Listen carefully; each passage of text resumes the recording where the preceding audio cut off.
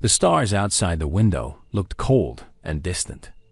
General Kan Tejo stood with his hands behind his back and watched them in silence.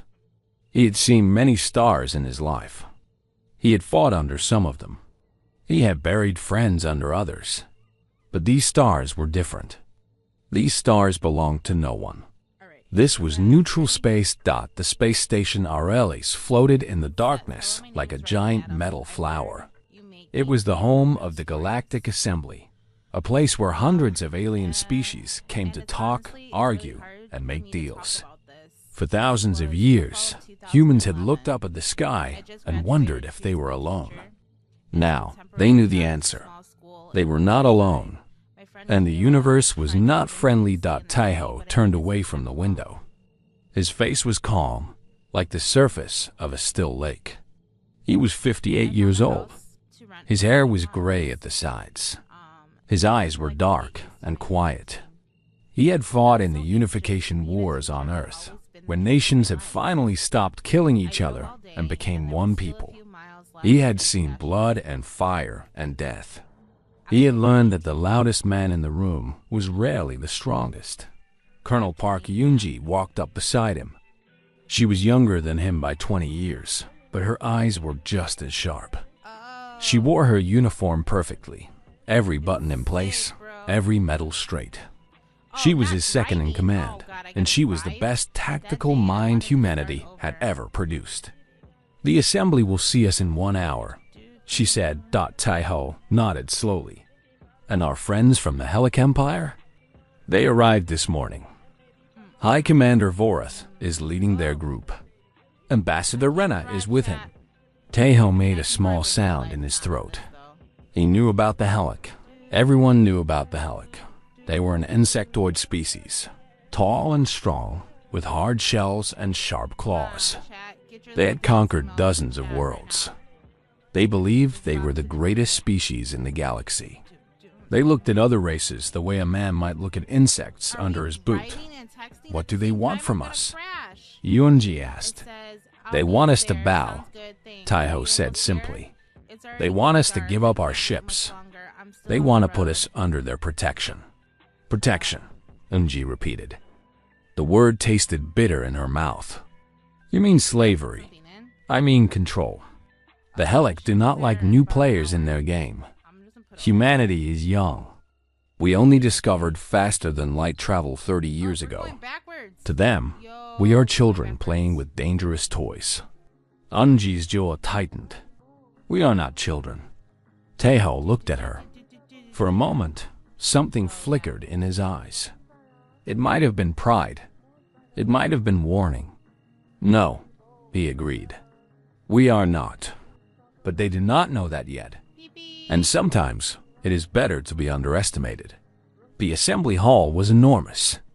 It was shaped like a great bowl, with seats rising up on all sides. Hundreds of alien species sat in those seats, watching and waiting. Some had scales. Some had feathers. Some had no bodies at all, just floating clouds of light and thought. They had all come to see the new species. They had all come to see the humans. Tejo walked into the center of the hall with Yoonji at his side. He felt the weight of 1,000 eyes on him. He did not let it show on his face.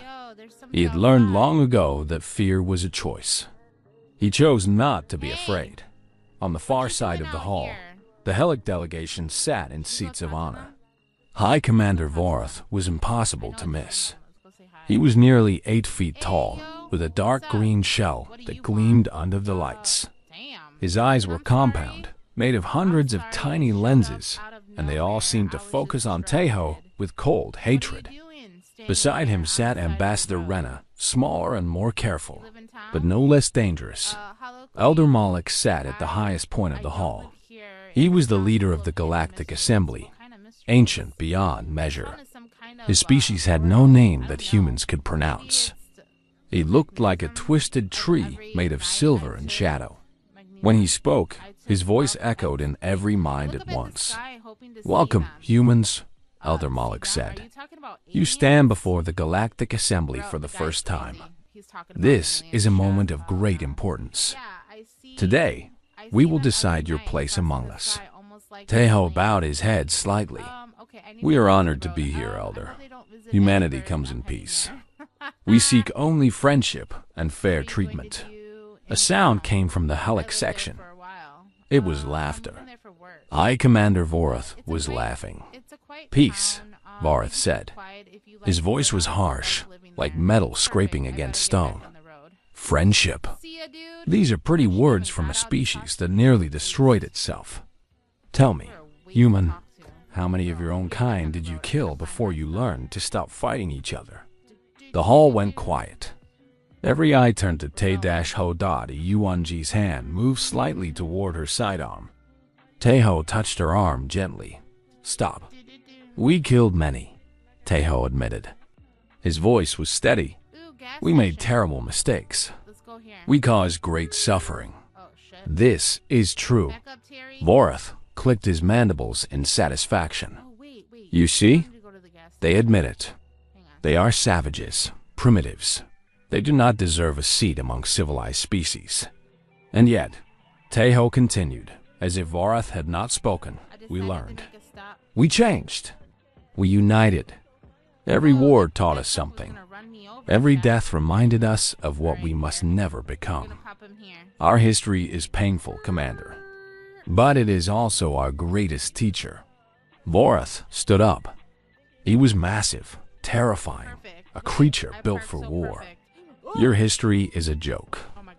While you were throwing rocks at each other, we were building empires. While you were dying of simple diseases, we were conquering star systems. You are nothing. You have always been nothing. And you will accept our protection, or you will be crushed. The threat hung in the air like poison. Taeho did not move. He did not raise his voice. He simply looked at Vorath with those quiet, dark eyes. We did not come here to be threatened, he said. We came here to talk. If you wish to talk, we will listen. If you wish to threaten, we will remember. Something dangerous passed across Vorath's face. His claws clicked together. Ambassador Rena placed a hand on his arm, whispering something in their own language. Elder Malik raised a thin silver hand. Enough. This is a place of peace. We will continue these discussions in private tomorrow. All parties will conduct themselves with respect. Vorath sat down slowly, but his eyes never left Taeho.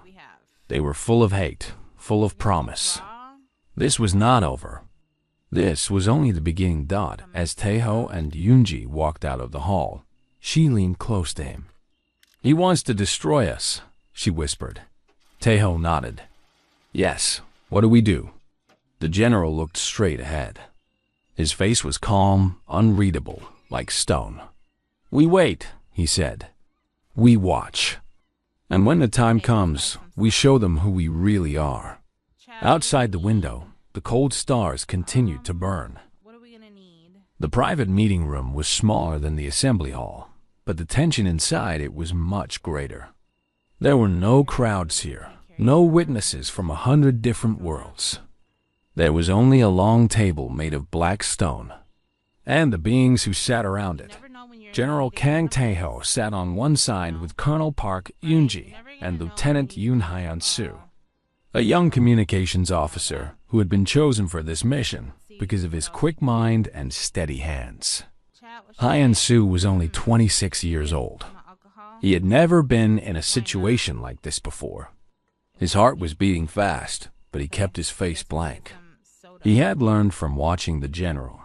On the other side of the table sat High Commander Vorath and Ambassador Rena. Vorath had not stopped staring at Taeho since they entered the room. His compound eyes seemed to glow with cold fire. Rena sat quietly beside him, her hands folded, her expression careful and controlled. At the head of the table, Elder Malik observed everything with ancient, patient eyes. He did not take sides. He simply watched. Let us begin, Elder Malik said. The purpose of this meeting is to determine humanity's status within the galactic community. High Commander Vorath, you may speak first. Vorath did not stand. He simply leaned forward. his massive body casting a shadow across the table. "The position of the Helic Empire is simple," he said. "Humanity is a young species. They have only recently discovered faster-than-light travel. They have no experience in galactic affairs. They have no powerful allies. They are weak." He paused, letting the word hang in the air. "For their own protection," he continued, "humanity should surrender all military vessels to the Helic Empire. They should accept our guidance and our authority. In return, we will keep them safe from the dangers of the galaxy." Eunji's fingers tightened under the table. Hyeon-soo felt a cold knot form in his stomach. But Taeho's expression did not change at all. He simply listened. "And if we refuse?" Taeho asked. Vareth's mandibles clicked together. "Then you will face those dangers alone, and you will not survive." "Is that a threat, Commander?" "It is a fact." Silence filled the room. Elder Malik watched with interest.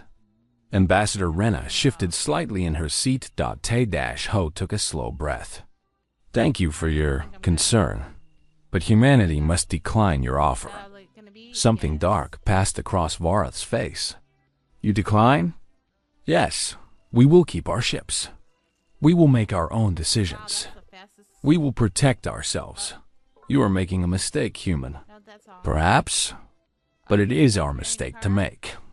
Vareth slammed his clawed hand on the table. The sound was like thunder. Hyeon-soo jumped in his seat, but Yoonji did not move, and Taeho did not even blink. "You arrogant little creature," Vareth hissed. "Do you have any idea who you are speaking to? I have destroyed civilizations older than your entire species. I have burned worlds. I have crushed armies beneath my feet. And you dare to refuse me?" Taeho met his gaze steadily.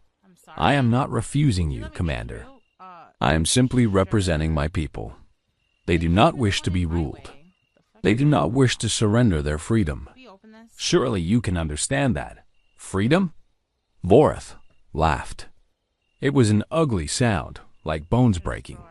"Freedom is for the strong. The weak do not have freedom. They have masters. And you, human, are weak." Ambassador Rena spoke for the first time. Her voice was softer than Vareth's, but no less cold. "General Kang, perhaps you should reconsider. The Helic Empire has been very generous in this offer. Other species have not been given such choices. They were simply absorbed." "Absorbed," Yoonji repeated. "You mean conquered." Rena smiled thinly. "I mean absorbed. The process was not always pleasant, but it was efficient. Humanity could avoid such unpleasantness by accepting our protection willingly." Taeho shook his head slowly. "We appreciate the offer, Ambassador, but our answer remains the same. Humanity will remain independent." For a moment, no one spoke. Then Vareth rose from his seat. He was enormous, terrifying, a mountain of dark green shell and sharp edges. He walked around the table, his heavy footsteps echoing in the silence. He stopped directly in front of Taeho. The general looked up at him calmly. He did not stand. He did not back away. "You're a fool," Vareth said quietly. "Your species is a joke. You crawled out of the mud on some forgotten rock at the edge of the galaxy. You killed each other for thousands of years over land and resources and imaginary gods. You nearly destroyed yourselves with your own weapons. And now you stand before me, before the mightiest empire in the galaxy, and you dare to say no?" Taeho said nothing. "Look at you," Vareth continued. "You are small. You are soft. You have no claws, no armor, no natural weapons. Your bodies are fragile. Your lives are short. You are nothing. You have always been nothing. And you will always be nothing." Still, Taeho said nothing. His face was like stone. Vareth leaned down until his face was inches from the general's. "I could kill you right now. I could tear your head from your body before anyone could stop me. Your little guards could do nothing. Your little ships could do nothing. You would die, and your species would learn its place. Commander Vorath, Elder Malik said warningly, this is a place of peace. Violence is forbidden here. Vorath ignored him. His eyes were locked on Teho. Say something, human. Beg. Plead. Show me the fear I know you feel. Teho looked at him steadily. When he spoke, his voice was quiet and calm. I am not afraid of you, Commander. Something snapped inside Vorath. His arm moved faster than thought. His clawed hand cracked across Teho's face with terrible force. The sound was like a gunshot. Blood sprayed from the general's cheek. The impact knocked his head to the side. Yuan-Ji was on her feet in an instant, her hand on her weapon. Hyan-Su froze in shock. Ambassador Rena gasped. Even Elder Malik seemed surprised. But Teho did not fall. He did not cry out. He simply turned his head back slowly, blood running down his face, and looked at Vorath. And then he smiled. It was a small smile, quiet and cold. It was the smile of a man who had been waiting for something and had finally received it. Commander, Elder Malik said, his voice sharp. You have committed violence in the assembly. This is punishable by death. But no one moved against Vorath. He was too powerful. The Helic Empire was too important. Everyone knew that he would face no real consequences. The law was for the weak, not the strong. Vorath laughed. Do you see, Elder? Do you see how fragile they are? One strike, and he bleeds like a wounded animal. This is the species that wants independence? This is the species that refuses our protection? Teho wiped the blood from his face with his hand. He looked at it for a moment, then looked back at Vorath. You should not have done that, he said quietly. Vorath laughed again. What will you do, human? Report me? Complain?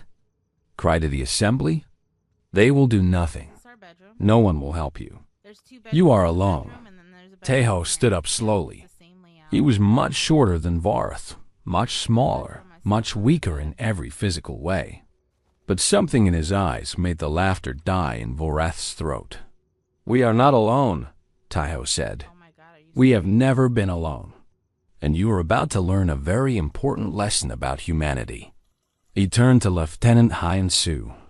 The young officer's face was pale, but his hands were steady.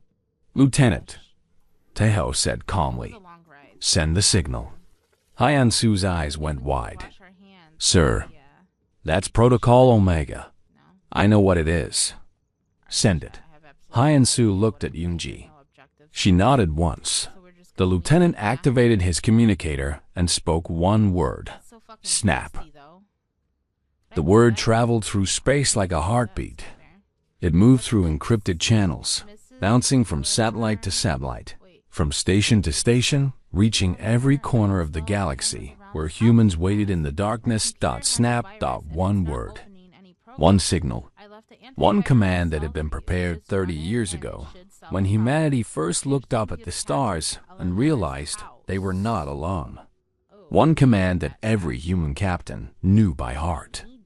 One command that meant everything was about to change. In the meeting room on Station Aurelius, High Commander Vorath stared at Lieutenant Yoon Hyan-Su with confusion on his face. The young human had just spoken into his communicator. One word. What could one word do? What was that? Vorath demanded. What did you just do? Hyan-Su said nothing. His face was pale, but his eyes were steady. He looked at General Kang Taeho, who stood with blood still running down his cheek. Calm and UNOMOVING.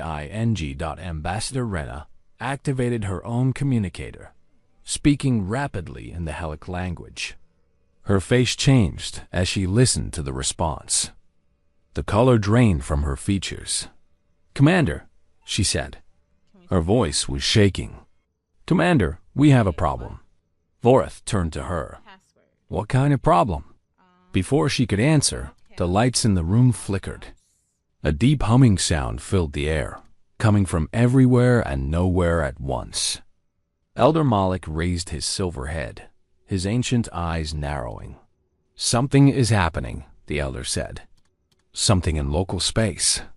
Colonel Park Yunji allowed herself a small smile.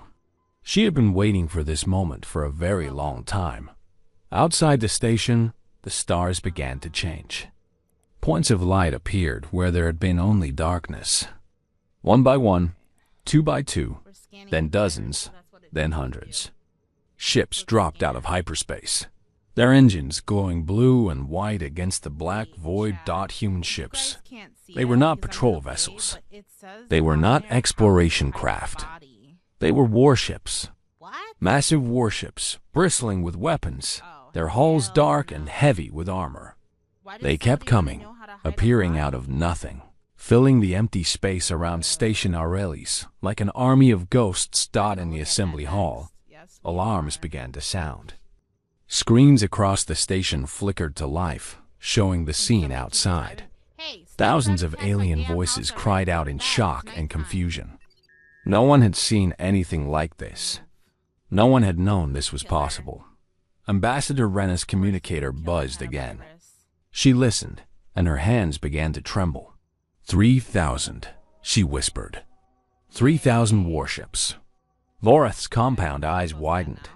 For the first time since the meeting began, something other than arrogance appeared on his face. It looked like fear. "Impossible," he said. "Our intelligence said humans had less than 50 combat vessels. A handful of patrol boats. Nothing more." Tejo wiped more blood from his face. His expression had not changed. He was still calm, still steady, still smiling that small, cold smile. "Your intelligence was wrong," he said simply. Voreth turned on him. "This is a trick, a bluff. Those ships cannot be real. They are real, Commander. Every single one of them. But how? When did you build them? Where did you hide them?" Tejo looked at him steadily. "You asked me earlier about human history. You laughed at our wars. You mocked our suffering. But you missed the lesson." He took a step toward Voreth. The massive Helic commander, 8 feet tall and covered in armored shell, actually stepped back. "Humans have been fighting each other for thousands of years," Tejo continued.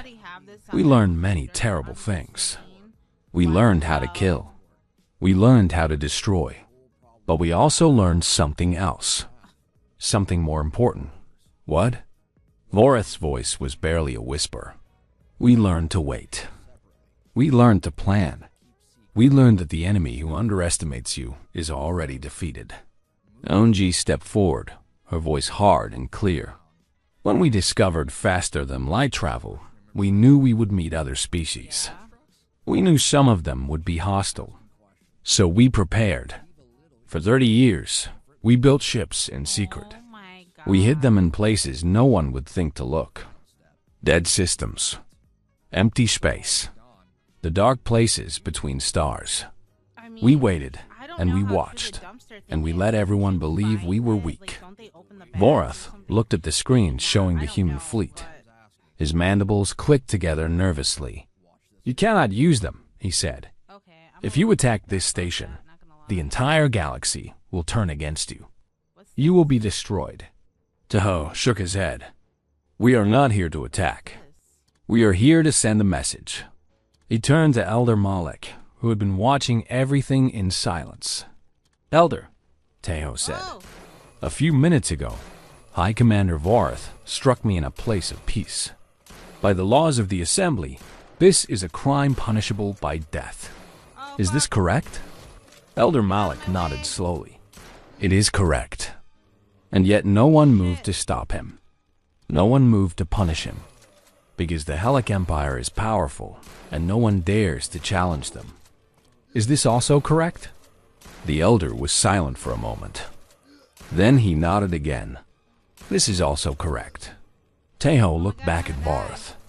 "This is why we built our fleet, Commander. Not to conquer, not to destroy, but to make sure that when someone strikes us, we can strike back." to make sure that the law applies to everyone, not just the weak. Varth's face twisted with rage. You dare to threaten us? You dare to threaten the Helic Empire? I am not threatening anyone. I am simply showing you what humanity is capable of. You thought we were weak. You thought we were afraid. You thought you could slap us and we would do nothing. He stepped closer, looking up at the towering alien without any fear. You were wrong. In the assembly hall, the noise had grown to a roar. Species that had lived under Helic domination for centuries were watching the screens with wide eyes. They saw the human fleet, vast and terrible, filling the sky. They saw the Helic commander, who had seemed so invincible just minutes ago, standing frozen and silent. They saw something they had never seen before. They saw Hope. Lieutenant Hyan Su stood at his console, watching the data stream across his screens. His heart was pounding, but his mind was clear. He thought about his grandfather, who had died in the Unification Wars. He thought about his mother, who had told him stories about the old days, when humans still fought each other. He thought about all the people on Earth who had worked and sacrificed and hoped for this moment. We did it, he thought. We actually did it. Eun-G moved to stand beside Taeho. Her hand was no longer on her weapon. She did not need it anymore. What happens now? She asked quietly. Taeho did not answer immediately. He was looking at Varth, watching the emotions play across the alien's face. Fear, anger, confusion, disbelief. Now, Taeho said finally, we teach them a lesson they will never forget. He raised his voice so that everyone in the room could hear. High Commander Varth, you struck me. You drew blood. You violated the laws of this assembly. Under those laws, I have the right to demand your execution. Varth's mandibles clicked frantically. You would not dare. The Helic Empire would destroy you. Perhaps. But I am not going to demand your execution. Something like hope flickered in Varth's compound eyes. Then, what do you want? Taeho smiled. It was not a kind smile. It was the smile of a predator who had finally caught his prey. I want you to kneel, he said. I want you to apologize. And I want the entire galaxy to watch. The silence in the room was absolute. No one moved. No one spoke. Even the air seemed to hold its breath. High Commander Varth stared at General Kang Taeho, as if the human had spoken in a language he could not understand. Kneel? Apologize? These were words that had never been directed at him before. He was the High Commander of the Helic Empire. He had conquered worlds. He had crushed rebellions. He had made entire species bow before him. And now this small, soft, bleeding creature was telling him to kneel? You are insane, Varth whispered. You are completely insane. Taeho did not reply. He simply waited. Ambassador Rena stepped forward, her hands raised in a gesture of peace. General Kang, surely we can find another way. This does not need to become a larger conflict. Perhaps we can negotiate some form of compensation for the incident. There is nothing to negotiate, Taeho said.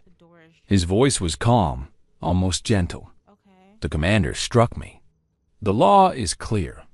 I am entitled to demand his life. Instead, I am asking only for an apology. But publicly? Before the entire galaxy? Yes. Varth made a sound deep in his throat. It was something between a growl and a laugh. I will never kneel to a human. I will never apologize to one of your kind. You are beneath me. You are beneath all of us. Taeho nodded slowly, as if he had expected this response. Colonel Park. Yoonji stepped forward. Sir, open a channel to the fleet. Tell Admiral Kim to prepare for combat operations. Varth's eyes flickered. You would start a war over this? Over pride? No, Taeho said. I would start a war over principle. You see, Commander, Humanity has learned many lessons over the centuries. One of the most important is this. If you let someone hit you once without consequence, they will hit you again, and again, and again, until you are broken. He gestured to the screens, showing the human fleet outside the station. 3,000 warships, waiting in perfect formation, their weapons ready but silent. I do not want war, Tejo continued. War is terrible. War is wasteful. War destroys everything it touches. But I will accept war before I accept humiliation. I will accept war before I allow my people to be treated as less than equal. Elder Malik rose from his seat at the head of the table. His silver form seemed to glow in the dim light. General Kang, the elder said, you are making a very dangerous choice. The Helic Empire is powerful. They have allies throughout the galaxy. If you begin a war here, many will die. I know, Tejo said, and I do not want that. This is why I'm giving the commander a choice. He can kneel and apologize, and we can all go home in peace. Or he can refuse, and we will see what happens next. And if he refuses? Tejo's dark eyes did not waver. Then the galaxy will learn something important about humanity. We do not start fights, but we finish them. The words hung in the air like a blade. Lieutenant Yoon Hyun-soo watched from his position at the communications console. His hands were shaking slightly, but he forced them to be still. He had never been so afraid in his life. He had also never been so proud. On the screens around the room, the view shifted. The human fleet was still there, vast and terrifying. But now the view also showed the assembly hall, where thousands of aliens from hundreds of species were watching. They were seeing everything.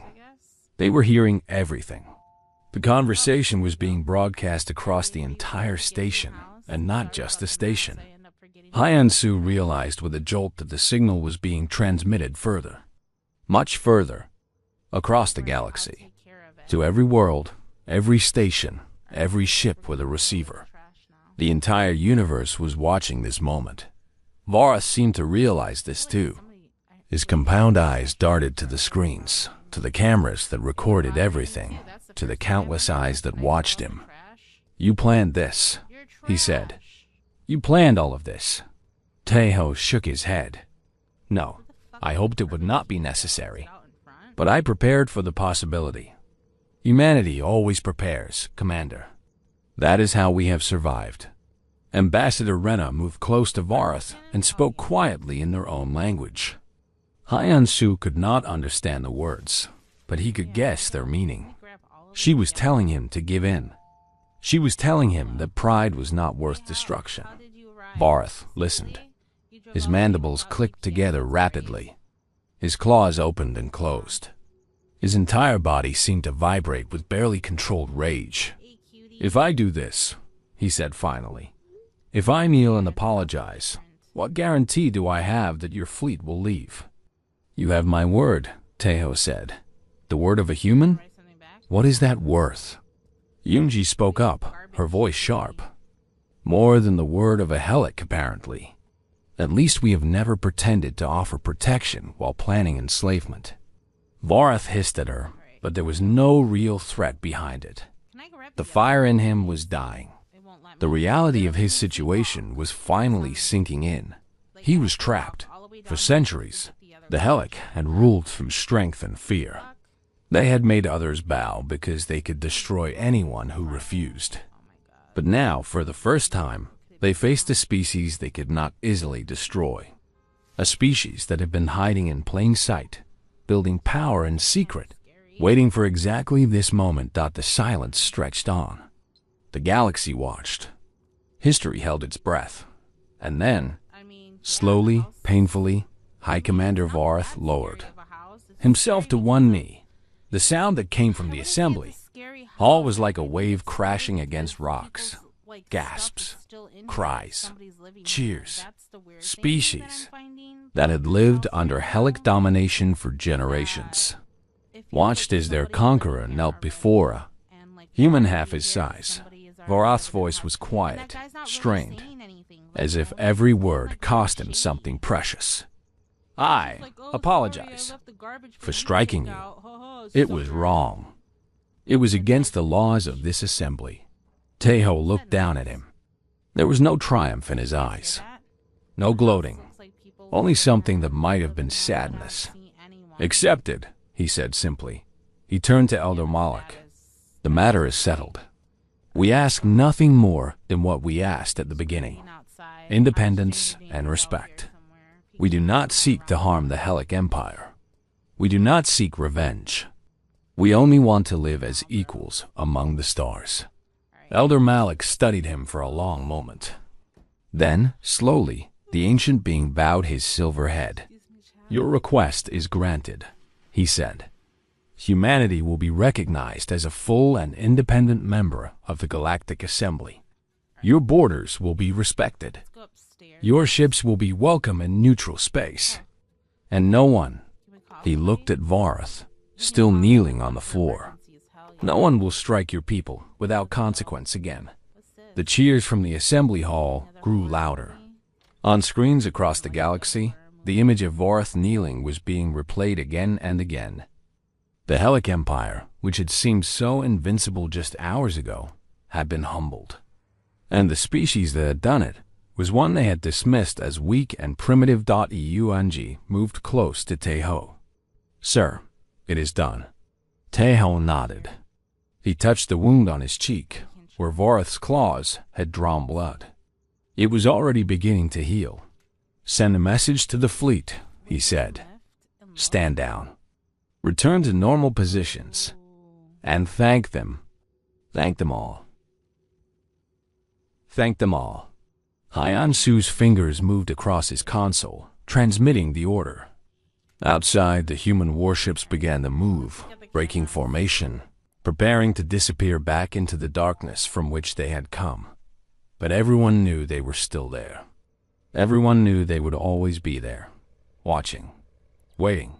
Ready. Taeho walked toward the door, Yoonji at his side. He paused at the threshold and looked back at Vorath, who was slowly rising to his feet. Commander, Taeho said, I hope we never meet again under these circumstances. But if we do, remember this day. Remember what happens when you underestimate humanity. He walked out without waiting for a response. Behind him, the galaxy was changed forever. 1 year passed. In the grand scale of the universe, it was nothing. A blink of an eye.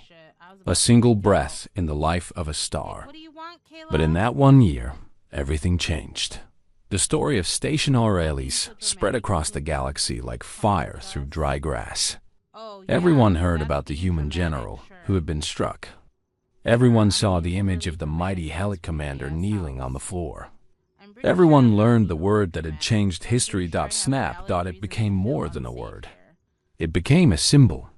Species that had lived under Helic rule for centuries began to whisper it to each other in secret. They began to believe that change was possible. They began to hope the Helic Empire did not collapse. It was too old, too powerful for that. But its grip loosened. Worlds that had been silent for generations began to speak. Colonies that had been obedient for centuries began to question. The image of Vorath on his knees had broken something in the minds of those who had feared the Helic. It had shown them that the powerful could fall. High, Commander Vorath was stripped of his rank. The Helic could not appear weak by keeping him, not after what had happened. He was sent to a mining colony on the outer rim of the galaxy, a cold and empty place where the stars were thin and the darkness stretched forever. Some said he went mad there, raging against the walls of his prison, cursing the humans who had destroyed him. Others said he simply sat in silence, staring at nothing, broken in ways that could never be fixed. Ambassador Rena returned to the Helic homeworld and never spoke of Station Aurelis again. Whenever anyone asked her about that day, she changed the subject. She had seen the future, and it terrified her. Elder Malik continued to lead the Galactic Assembly, ancient and patient as always. But those who knew him said He seemed lighter somehow, as if a weight had been lifted from his silver shoulders. He had lived long enough to see empires rise and fall. He had witnessed countless acts of cruelty and domination. Now, for the first time in ages, he had witnessed something else. He had witnessed courage. On Earth, celebrations lasted for weeks. The people who had built the secret fleet in silence, who had worked and sacrificed and hoped for 30 years, finally received their recognition. They were called the architects of freedom, and their names were carved into monuments that would stand for 1,000 years. But not everyone celebrated. General Kan Tejo did not attend the parades or the ceremonies. The day after he returned to Earth, he submitted his resignation. He had done what needed to be done.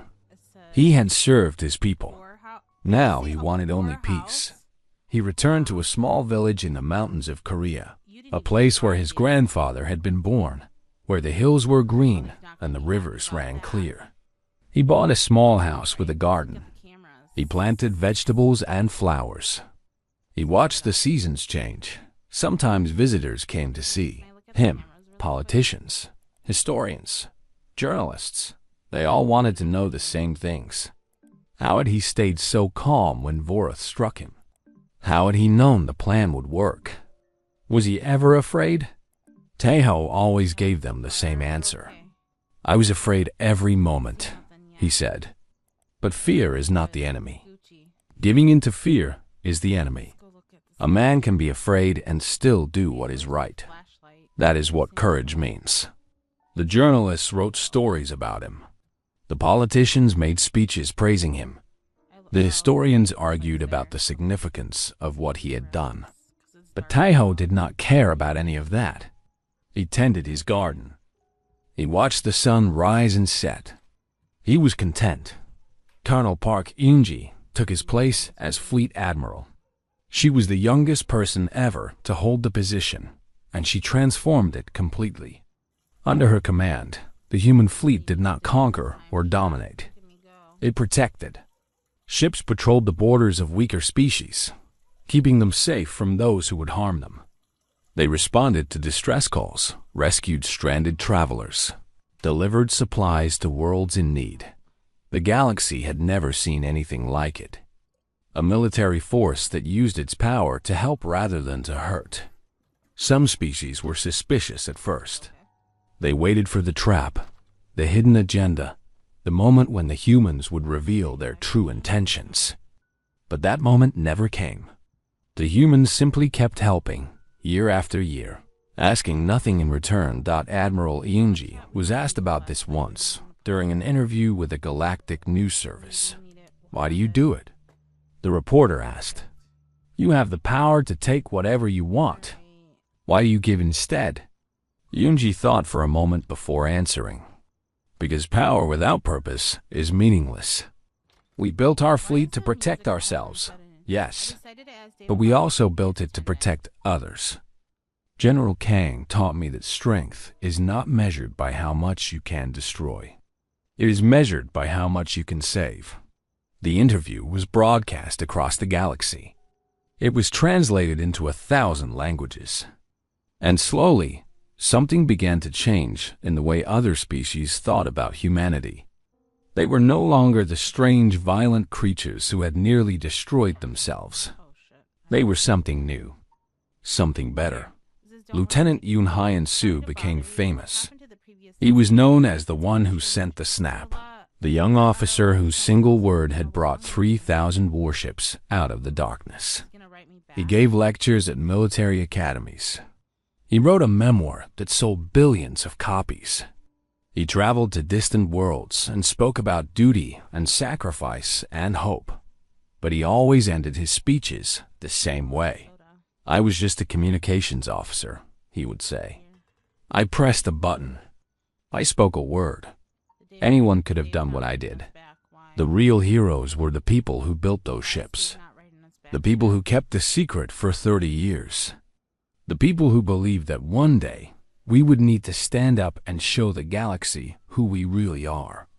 Those are the people you should remember. The years passed. The story of Station Aurelis became legend, then myth, then something even greater. It became a promise. Across the galaxy, on worlds that had known only fear and oppression, children grew up hearing the tale of the human general who refused to bow. They learned that courage was not the absence of fear, but the decision to act in spite of it. They learned that strength could be used for good, not just for evil. They learned that even the mightiest empire could fall if it forgot its humanity. And among all the species of the galaxy, a new saying spread. It was spoken in marketplaces and throne rooms, in humble homes and great halls, by creatures of every shape and size that never strike a human. They remembered Dot in his garden in the mountains of Korea. General Kang Tae-ho grew old. His hair turned white. His hands grew weak, but his eyes remained dark and steady, like the surface of a still lake. One day, a young girl came to visit him. She was the granddaughter of an old friend, and she was full of questions. "Is it true what they say about you?" She asked. "Did you really face down the Helic commander? Were you really not afraid?" Tae-ho smiled at her. It was a kind smile, full of warmth and memory. "I was very afraid," he said. "I was afraid from the moment I walked into that station until the moment I walked out. But I had learned something important a long time ago." "What was that?" The old man looked out at his garden, at the flowers and vegetables he had planted, at the mountains rising green and eternal in the distance. "I learned that the universe does not care about our fears," he said. "It does not care about our pain or our hopes or our dreams. The universe simply is. But we can choose how we meet it. We can choose to kneel, or we can choose to stand. We can choose to accept what is done to us, or we can choose to fight back." He turned to look at her, and his eyes were bright. "Humanity chose to stand," he said, "and that made all the difference." The sun set over the mountains, painting the sky in shades of red and gold. The old general and the young girl sat together in the garden, watching the light fade, saying nothing. Somewhere out among the stars, the human fleet patrolled the borders of the galaxy, protecting the weak, helping the lost, standing ready. They were the legacy of that moment on Station Aurelis, when one man refused to bow, and the galaxy knew it would never forget.